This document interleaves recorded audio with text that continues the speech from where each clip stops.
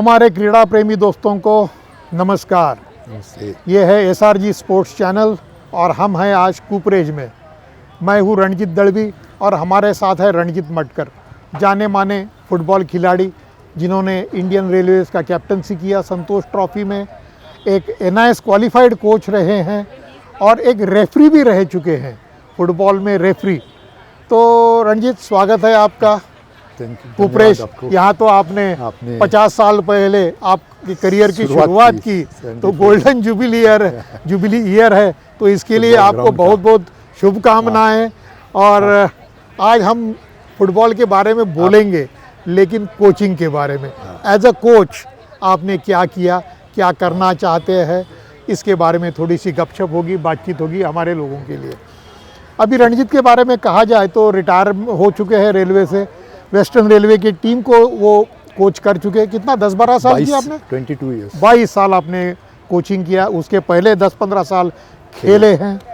तो ऐसे रणजीत मटकर आज हमारे साथ है, काफ़ी अनुभवी है और बहुत बड़ा फुटबॉल इन्होंने देखा है। जब मुंबई का फुटबॉल टॉप में था हिंदुस्तान में, मुंबई और कलकत्ता ये दो ही शहर थे या मेगा सिटीज़ थे जहाँ फुटबॉल टॉप में था। यहाँ की लीग उच्च कोटि की थी, उच्च दर्जा की थी। तो रणजीत, आप अभी एक एकेडमी चलाते हैं, रणजीत मटकर फुटबॉल एकेडमी, अंधेरी में आप चलाते हैं। और मैंने सुना है कि 4 साल के बच्चे से लेकर 14-15 साल के बच्चों तक आप कोचिंग करते हैं, उसके बारे में थोड़ा बताइए।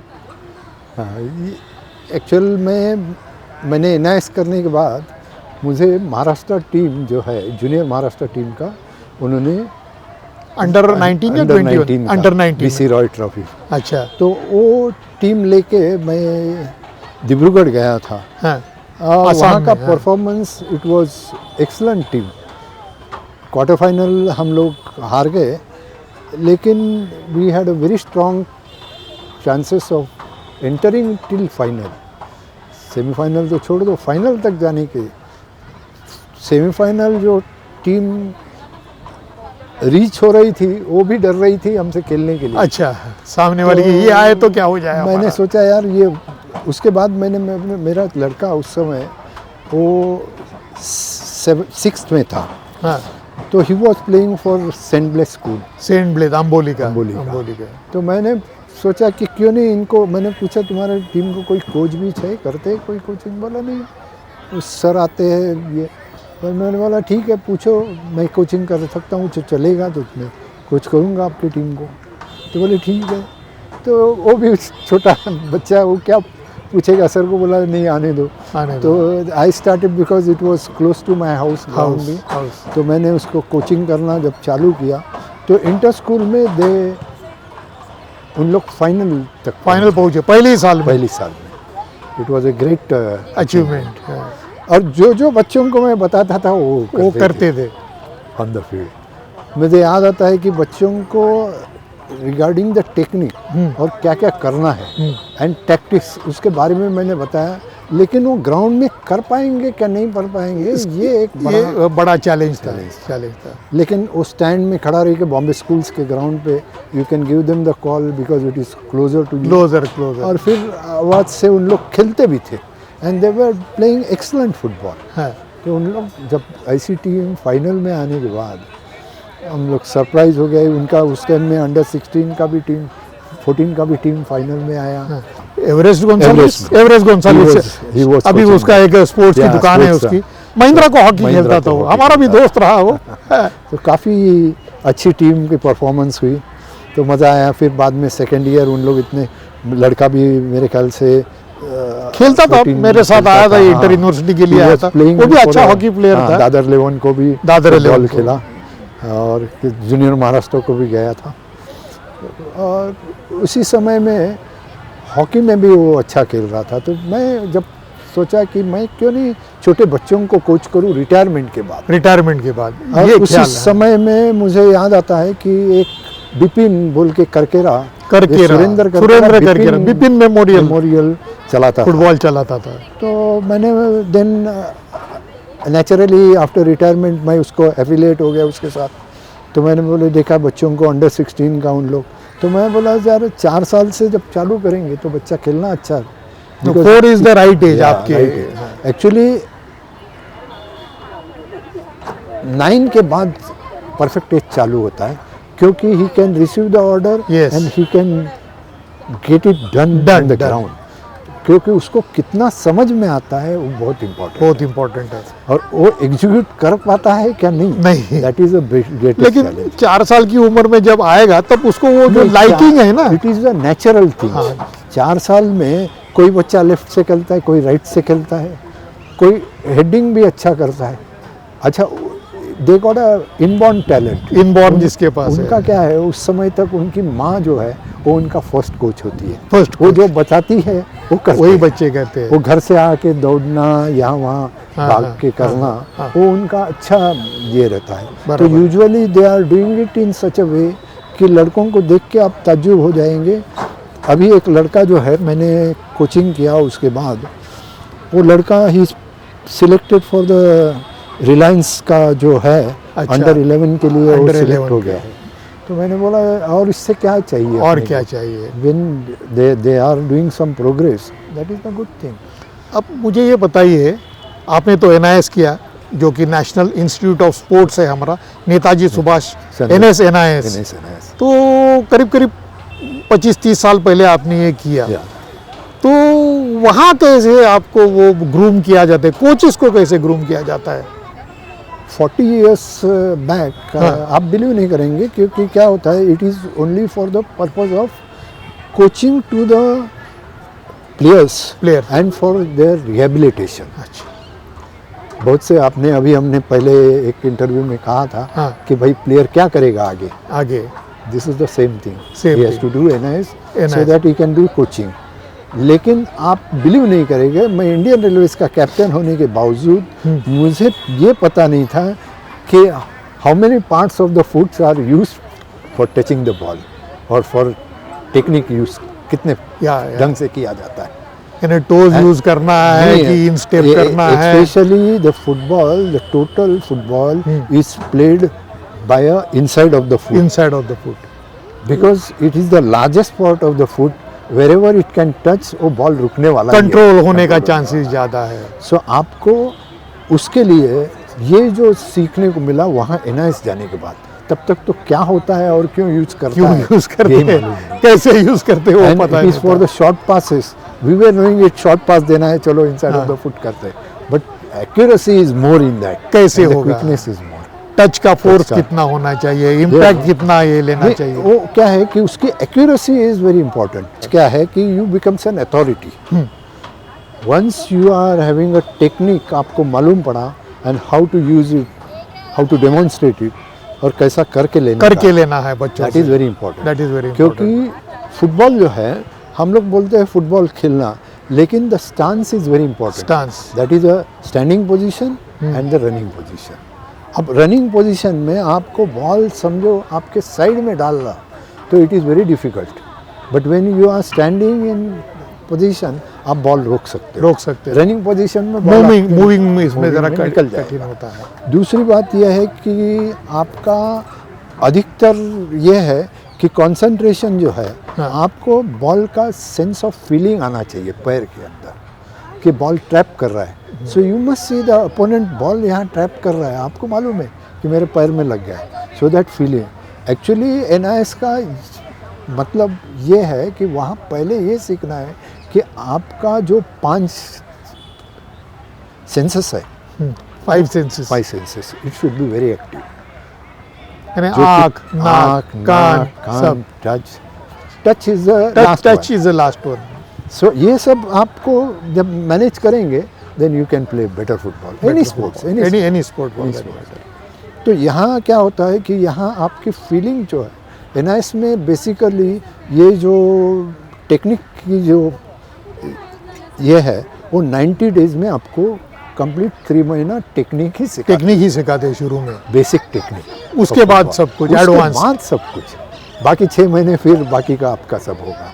अभी ये बताइए मुझे, ये तो NIS का हो गया, उस ज़माने में NIS ही था, इंडिया में बाकी कोचिंग नहीं था। कोई बड़ा ओलंपियन रहे, कोई नेशनल प्लेयर रहे, इंटरनेशनल प्लेयर रहे, वो जो अपने गुरु ने जो सिखाया वो नॉलेज पास ऑन करता था। अरे अब ये हो गया है कि ये जो कोर्सेज आ गए हैं अभी बहुत सारे, जैसे आर्सेनल License. फुटबॉल क्लब है, लाइसेंस कोच है, ये है वो है, क्या फ़र्क आपको लगता है एनआईएस में और उसमें? कुछ ज़्यादा फ़र्क है?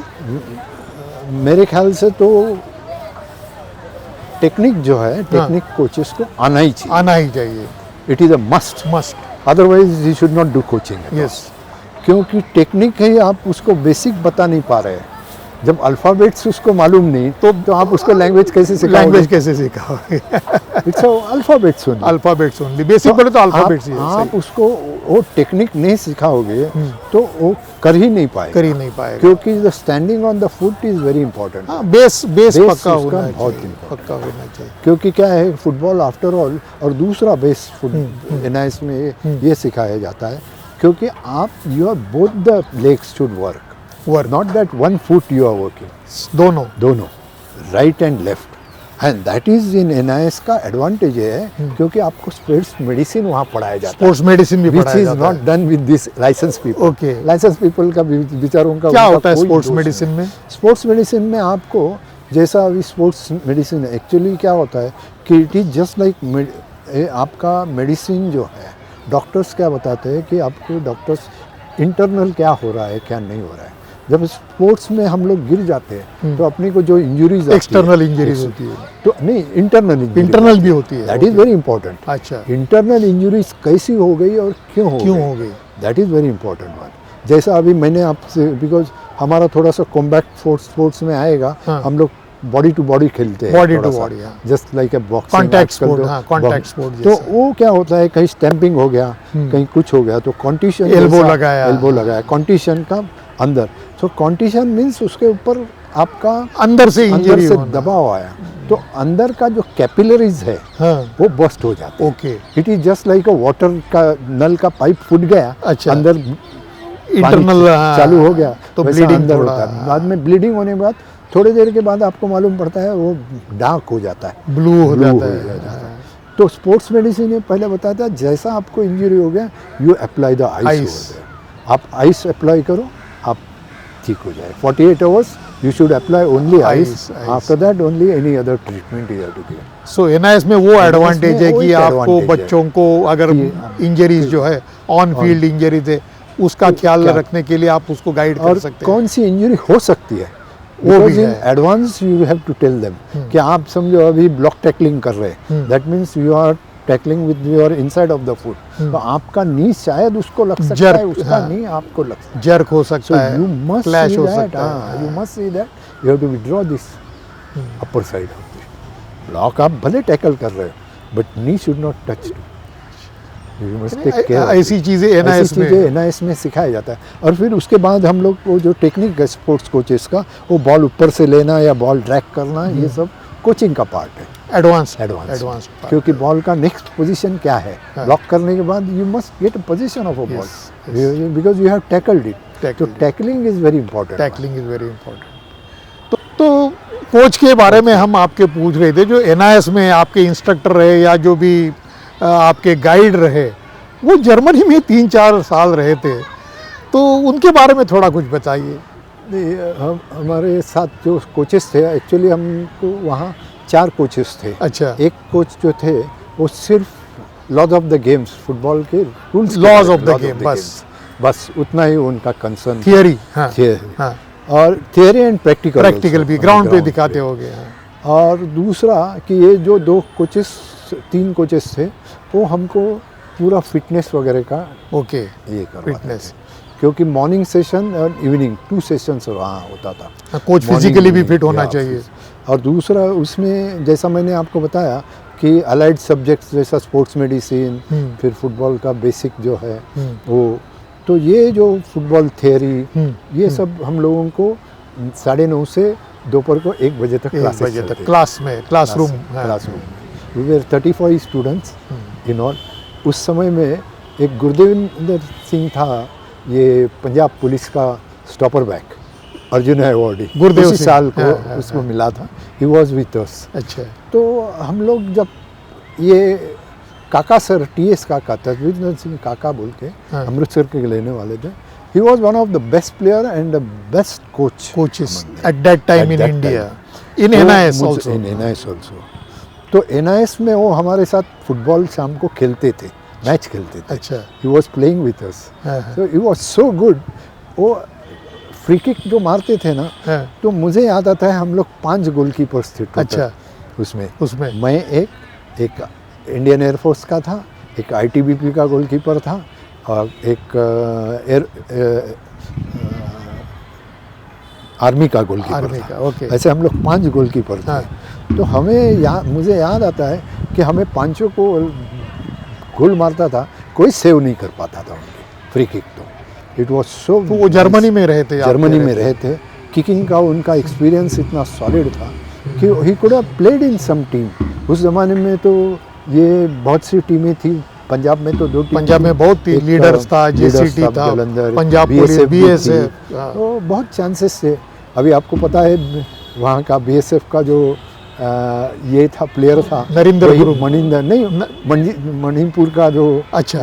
ये है चीफ मिनिस्टर. अच्छा. Also one of the okay. Player of BSF. Okay. Manipur के चीफ मिनिस्टर आज के BSF के फुटबॉल प्लेयर रहे. क्या बात है. एक समय था ऐसा, क्योंकि उस समय जो था उन लोग स्टेबिलिटी को जास्ती देखते थे. And he was one of the best among it. I still remember that. मैं उन्होंने बोला था कि PK बैनर्जी भी उनसे बहुत घबराता था कोचिंग के बारे में, उनके नॉलेज के बारे में. अभी हम इस पर वाइंड अप करेंगे. मुझे लगता है पीछे right, sir. प्रोग्राम शुरू होने जा रहा है और वो व्यत्यय आने के पहले हम शुरू करते हैं. लेकिन एक बात पे हम फिनिश करते हैं कि अगले बार हम आपके एकेडमी में आएंगे. आप बच्चों को किस तरह से ट्रीट करते, उनसे कैसा काम करके ले लेते, ये जानने की हमें बहुत जिज्ञासा है. तो दोबारा मिलेंगे इस आश्वासन के साथ. Thank you very much.